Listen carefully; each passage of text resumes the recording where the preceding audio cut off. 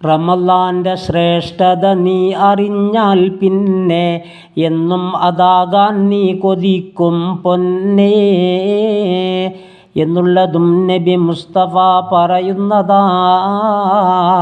അത് ഇബ്നു മസ്ഊദാൽ റിവായത്തുള്ളതാ. അർശിൻ്റെ കീഴിൽ നിന്ന് റമളാൻ്റെ അവ്വലിൽ ഒരു കാറ്റ് വീശുന്നുണ്ട് എന്ന ഹദീസതിൽ സ്വർഗത്തിൽ ഇലകൾ മുഴുവനും ചലിക്കുന്നതാ. ഹൂറുൽ ഹിസാൻ അത് കണ്ടുടൻ പറയുന്നതാ, യാ റബ്ബനാ നീ നോമ്പുകാരിൽ നിന്നും ഇണ നൽകണേ ഞങ്ങൾക്കിതിൽ എന്നെന്നും. സുബ്ഹാനല്ലാഹ്. വരുന്നാൾ റമളാൻ നല്ല സുന്ദര രൂപമിൽ റബ്ബിൻ്റെ മുന്നിൽ വീഴുമെന്ന് സുജൂദതിൽ പറയും ഇലാഹദിനോട്, ആരോ നിന്നുടെ ഹക്കൊക്കെയും പാലിച്ചു എന്നാൽ അവരുടെ കൈ നീ പിടിച്ചും കൊണ്ടുവന്നോ ഇന്ന്.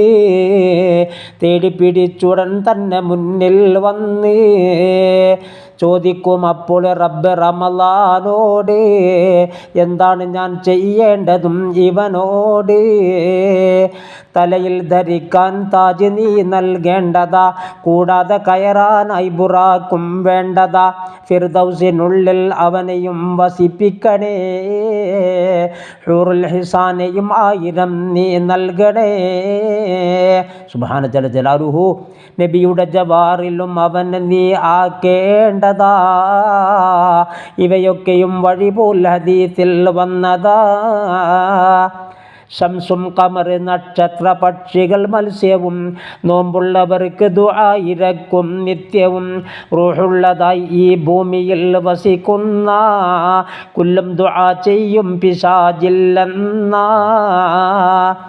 ഇൽമിൻ്റെ സദസ്സിൽ പോയിരുന്നാൽ അന്ന് 1 വർഷമുള്ള ഇബാദത്താ ഖദമിന്നെ.